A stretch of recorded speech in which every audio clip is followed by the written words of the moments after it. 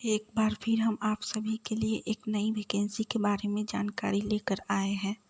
यह vacancy railway की तरफ से निकाली गई है टीटी पोस्ट के लिए, यानी कि टिकट एग्जामिनर के पोस्ट के लिए, जिसमें टोटल पोस्ट 7,000 प्लस है। इसमें शैक्षणिक योग्यता भी बहुत ही कम रखी गई है।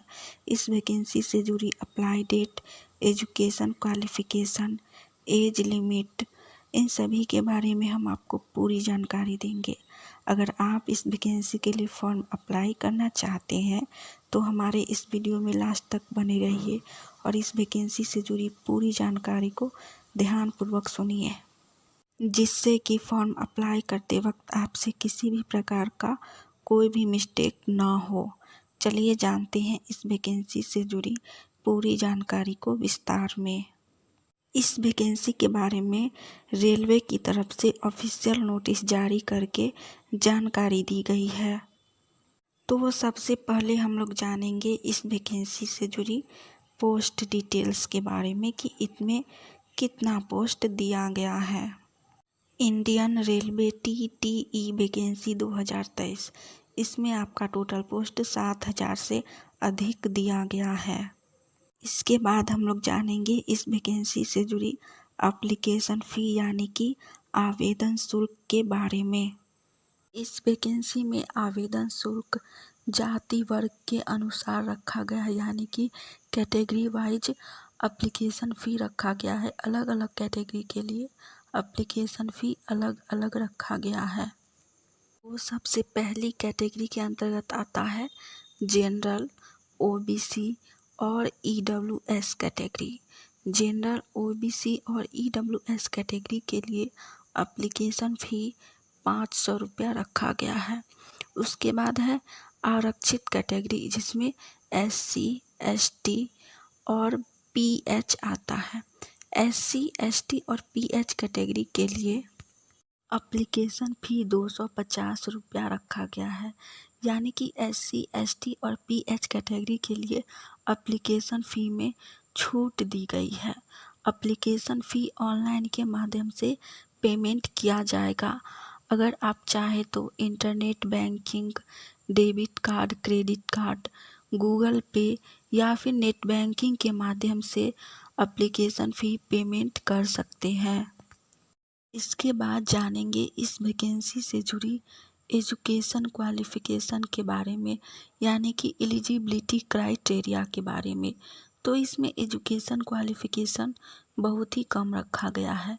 अगर आप 10th या 12th पास हैं तो आप इस वैकेंसी के लिए फॉर्म अप्लाई कर सकते हैं। इसके बाद जानेंगे हम लोग रेलवे TTE वैकेंसी से जुड़ी एज लिमिट यानी कि आयु सीमा के बारे में।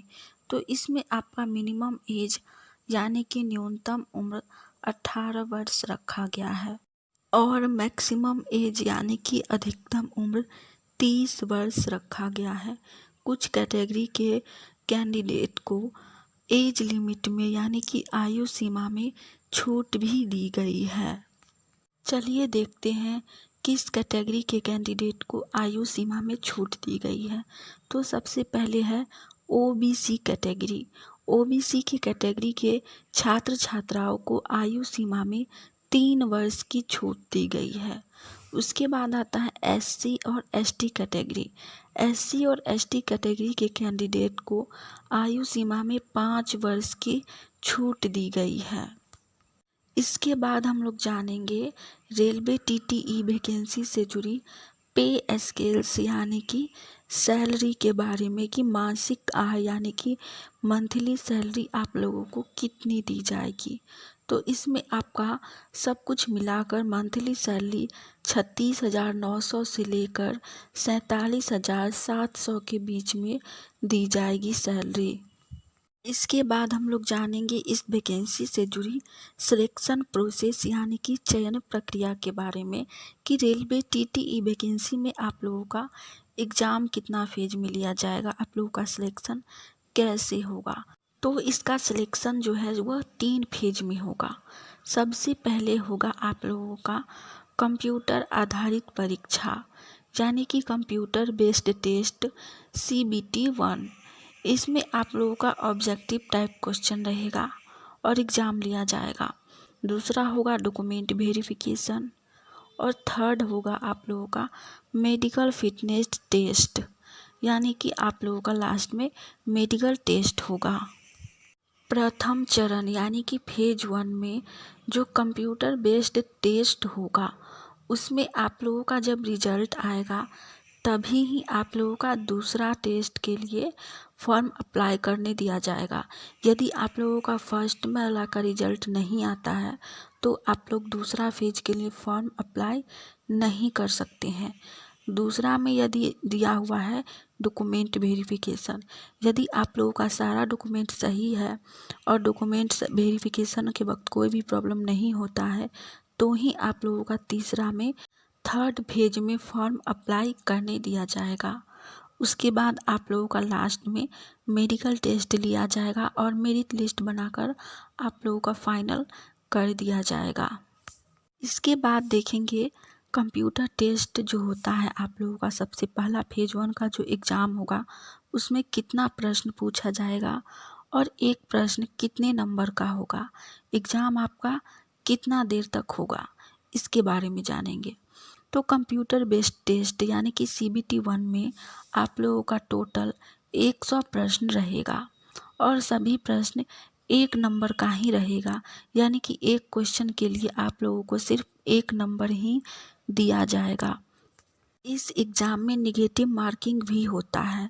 यदि आप 3 क्वेश्चन गलत करते हैं तो आप लोगों का सही में से एक नंबर काट लिया जाएगा। यदि आपको क्वेश्चन नहीं आता है और आप छोड़ देते हैं, क्वेश्चन स्किप करते हैं तो आप लोगों का नंबर नहीं काटा जाएगा। इसीलिए एग्ज़ाम में अगर आपको जिसका आंसर नहीं आता है वो आप लोग स्किप कर दीजिएगा। यदि आप गलत बनाते हैं तो सही में से आपका नंबर कट जाएगा, इसीलिए सही हमेशा बनाइएगा आंसर, गलत नहीं बनाइएगा। पहला एग्ज़ाम में आप लोगों को 1.5 घंटा का समय दिया जाएगा, यानी कि 1 घंटा 30 मिनट का आप लोगों का एग्ज़ाम लिया जाएगा। इसके बाद हम लोग देखेंगे कि इस एग्ज़ाम में किस विषय से यानी कि किस सब्जेक्ट से कितना प्रश्न पूछा जाएगा। तो इसमें सबसे पहला सब्जेक्ट आता है जनरल अवेयरनेस यानी कि GK GS से आपका 40 प्रश्न पूछा जाएगा और 40 नंबर दिया जाएगा। इस 40 प्रश्न में बहुत सारा सब्जेक्ट रहेगा, जैसे कि सबसे पहले हम साइंस के बारे में जानेंगे। तो साइंस में आपका फिजिक्स, केमिस्ट्री और बायोलॉजी, इन तीनों से ही प्रश्न पूछे जाएंगे।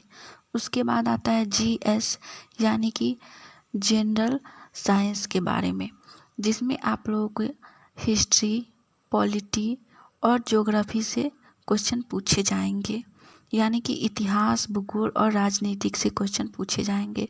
उसके बाद आता है करेंट अफेयर्स यानी कि घटना चक्र, जो उस वक्त घटना चक्र चल रहा है, यानी कि यह एग्ज़ाम 2023 में होगा तो 2023 में जो कुछ भी हुआ है उन सब से क्वेश्चन पूछे जाएंगे।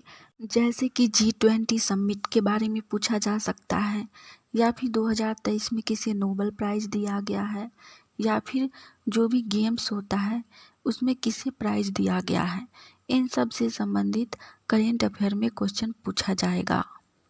इन सभी को मिलाकर जनरल अवेयरनेस में टोटल आप लोगों का 40 प्रश्न पूछा जाएगा। इसके बाद आता है जनरल एप्टीट्यूड यानी कि मैथमेटिक्स, गणित से। गणित में आप लोगों का 30 प्रश्न पूछा जाएगा और इसके लिए 30 अंक यानी कि 30 मार्क्स ही दिया जाएगा। 30 प्रश्न में समझिए आप लोगों का मैथ का लगभग सभी चैप्टर से 1-2 करके क्वेश्चन पूछा जाएगा, जैसे कि चक्रवृद्धि ब्याज, साधारण ब्याज, LCM HCF, पाइप टंकी, दूरी, समय चाल, नाव धारा, इन सभी चैप्टर से क्वेश्चन पूछा जा सकता है। लास्ट है जनरल इंटेलिजेंस एंड रीजनिंग से, यानी कि तार्किक क्षमता और रीजनिंग से। इसमें आप लोगों का क्वेश्चन जैसे कि mirror image, water image, blood relation, distance, coding decoding, alphabet, इन सभी से क्वेश्चन पूछा जाएगा। रीजनिंग में भी लगभग सभी चैप्टर से आप लोगों का 1 से 2 प्रश्न पूछा जाएगा। रीजनिंग में टोटल आप लोगों का 30 प्रश्न रहेगा और 30 नंबर रहेगा। इन सभी विषयों को मिलाकर टोटल आप लोगों को 100 प्रश्न पूछा जाएगा और इसके लिए आप लोगों को 100 नंबर दिया जाएगा। इन सभी प्रश्न को बनाने के लिए आप लोगों को 1.5 घंटा यानी कि 90 मिनट का समय दिया जाएगा। हमने इस वैकेंसी से जुड़ी सिलेबस के बारे में आप लोगों को पूरी जानकारी दे दी है और इस वैकेंसी से जुड़ी भी सारी जानकारी दे दी है। इस वैकेंसी के लिए अभी अप्लाई डेट नहीं जारी किया गया है, सिर्फ मंथ बताया गया है कि नवंबर मंथ में इस वैकेंसी के लिए फॉर्म अप्लाई स्टार्ट हो जाएगा। जैसे ही इसके लिए फॉर्म अप्लाई स्टार्ट होगा हम आप लोगों को फिर से इस चैनल के माध्यम से अपडेट कर देंगे। अगर आपको यह जानकारी अच्छी लगी हो तो वीडियो को लाइक कीजिए। आने वाली ऑनलाइन या ऑफलाइन सभी प्रकार की वैकेंसी की जानकारी सबसे पहले चाहते हैं तो आप सभी का अपना चैनल इंडिया नंबर 1 GKGS को सब्सक्राइब करके नोटिफिकेशन ऑन कर लीजिए, ताकि जब भी हम आप लोगों के लिए कुछ नई और अच्छी जानकारी लेकर आए तो वो सबसे पहले आप तक पहुँचे। चलिए मिलते हैं आप सभी से एक नई वैकेंसी की जानकारी के साथ। आज के लिए इतना ही। जय हिंद।